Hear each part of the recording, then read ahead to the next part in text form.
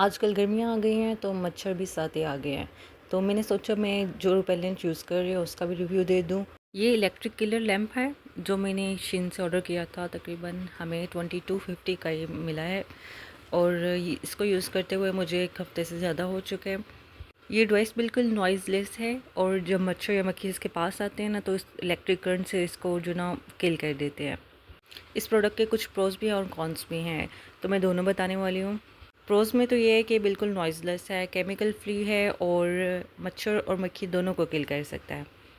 जो लिमिटेशंस मुझे लग रही है वो ये है कि जिस मच्छर और मक्खी जब इसके पास आते हैं ना तो सिर्फ वही किल होते हैं, यानी आप इसको एक बार प्लग इन कर दो और पूरे रूम के मच्छर मर जाएं, इस तरह का वाला सीन नहीं है।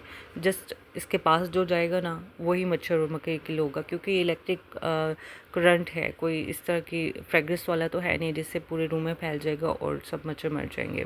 तो ये इसकी लिमिटेशंस हैं। जो मेरे रूम में मच्छर अभी भी हैं थोड़े, इसको लगाने के बाद कुछ मच्छर अभी भी हैं। ये मैंने आपको ऑन करके दिखा दिए। ये लैम्प भी है लेकिन इसकी रोशनी रात में इतनी ज़्यादा नहीं होती कि बिल्कुल जैसे लैम्प के ना वर्किंग कर सके।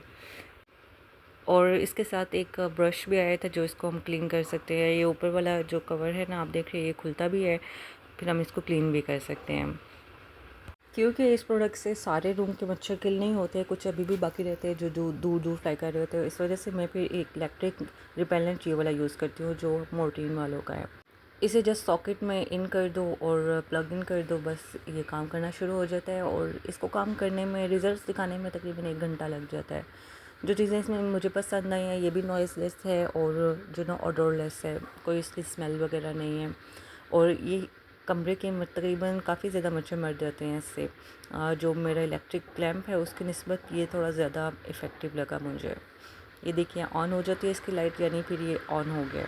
इसमें भी कुछ लिमिटेशंस हैं, जो ये कि इसको तो रिफ़िल करना पड़ता है। ये जो इनका क्लेम है 30 नाइट्स तक ये चलता है, तो सम टाइम ये 30 नाइट्स तक नहीं चलता है, क्योंकि कभी कभी ज़्यादा देर लगा रहता है हमारे रूम में, तो ये 30 नाइट्स पूरा नहीं चलता, उससे पहले ही ख़त्म हो जाता है। इसको रिफ़िल करवाना पड़ता है। चाहे आप जो भी रिपेलेंट यूज़ कर रहे हैं, आपको कमरे का दरवाज़ा बंद ही रखना पड़ता है, क्योंकि दरवाज़ा बंद होगा तो ही मच्छर किल होंगे, अदरवाइज़ नए मच्छर आ जाएंगे, फिर उनको किल करने में टाइम लगेगा दोनों को ही।